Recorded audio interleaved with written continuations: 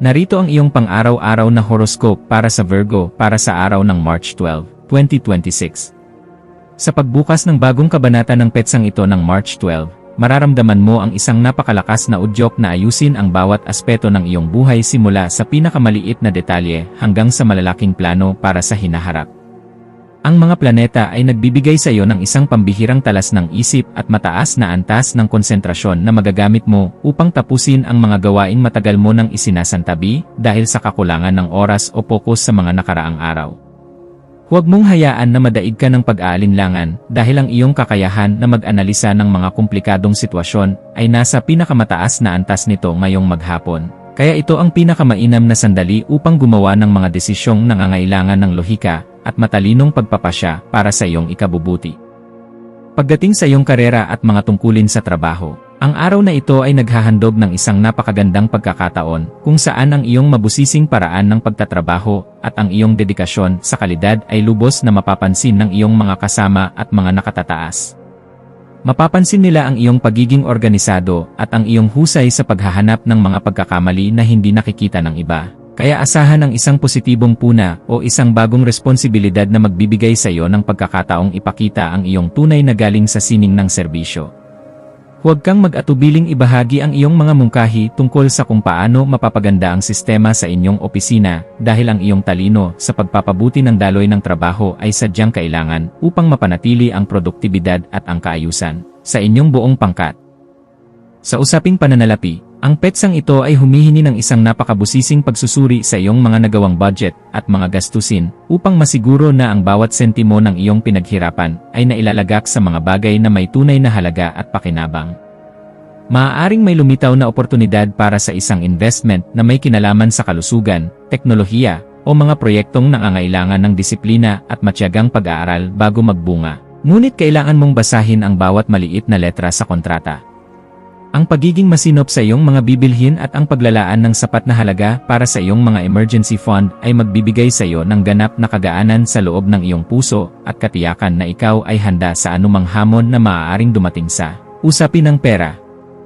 Ang aspeto ng pag-ibig at pakikipag-ugnayan para sa Virgo ay nasa isang yugto ng napakaayos at makabuluhang komunikasyon kung saan ang iyong puso ay naghahangad ng isang relasyon na nakabase sa paggalang at sa pagtulong sa isa't isa upang maging mas mabuting tao. Ang pagpapakita ng iyong pagmamahal sa pamamagitan ng paggawa ng maliliit na pabor para sa iyong kapareha o ang pakikipag-usap ng mahinahon tungkol sa inyong mga pangarap ay lalong magpapatatag sa inyong ugnayan sa bawat sandali ng inyong pagsasama. Ngayong araw na ito,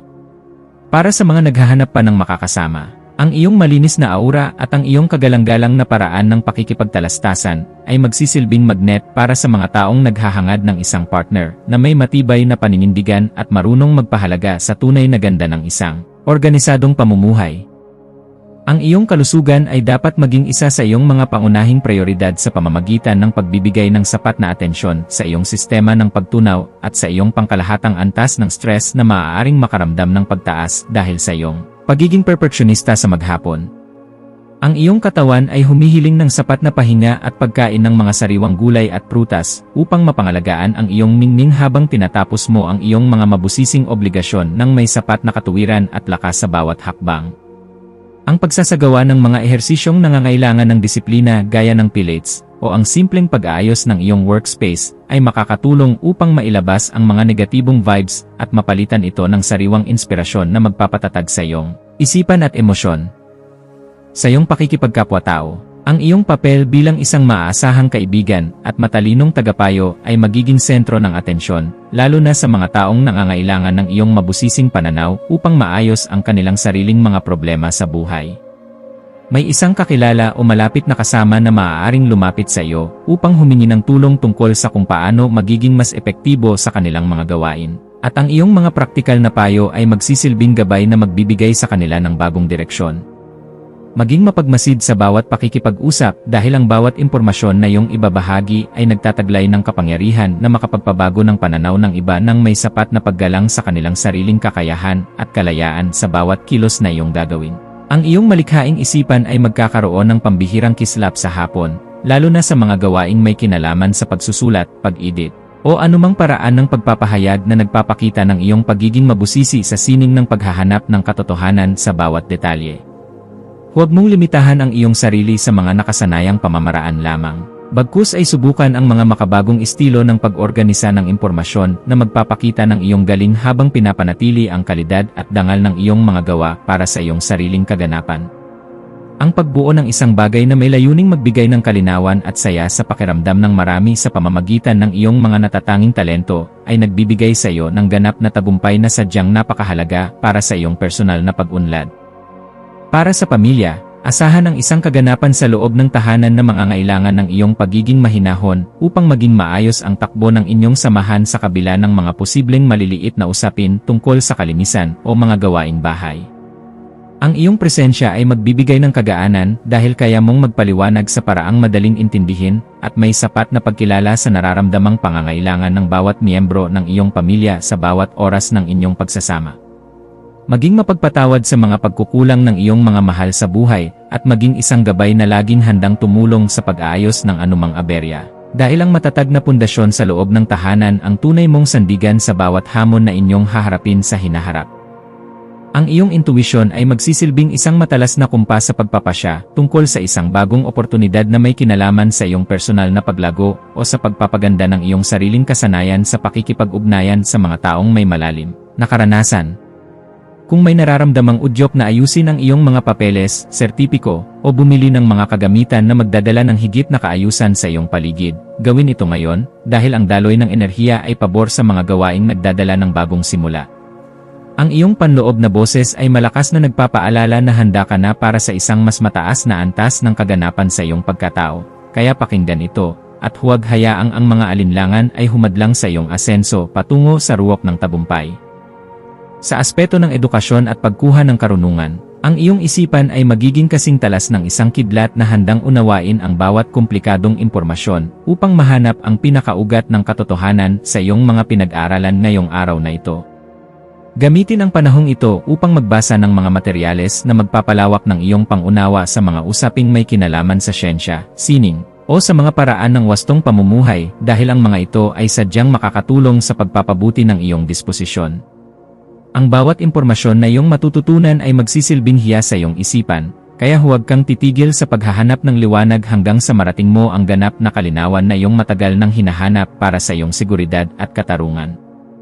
Iwasan ang pagiging masyadong kritikal sa iyong sarili at sa ibang tao upang hindi ka makagawa ng pader na maglalayo sa iyo sa mga bagong pagkakataon na maaaring magpabilis sa iyong pag-unlad sa bawat sandali ng iyong pagkilos.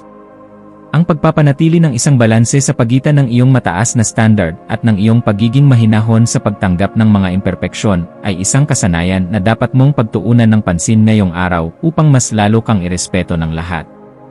Ang pagpili sa kung ano ang nakakabuti sa iyong pangmatagalang mithiin nang hindi isinasakripisyo ang iyong mga prinsipyo ay magbibigay sa iyo ng mas mabilis na resulta at mas malalim na kagalakan sa bawat sandali ng iyong pakikipagsapalaran habang ikaw ay lumalago. Ang iyong espiritual na aspeto ay nangangailangan din ng pagkalinga sa pamamagitan ng paghahanap ng sandali ng katahimikan sa gitna ng iyong abalang schedule upang muling makakonekta sa iyong panloob na lakas na nagbibigay ng direksyon sa iyong buhay. Ang pagninilay-nilay tungkol sa iyong mga tunay na hangarin para sa isang makabuluhang pamumuhay ay magbibigay sa iyo ng sagot kung bakit kailangan mong maging matatag at kung paano mo magagamit ang iyong talino para sa kabutihan ng iyong kapwa. Ang pagpapasalamat sa bawat biyaya, maliit man o malaki, na iyong natatanggap ay magbubukas ng pinto para sa mas marami pang milagro. Kaya panatilihin ang iyong integridad at ang iyong pagiging marangal sa lahat ng pagkakataon na ibinibigay sa iyo habang ikaw ay gumagawa.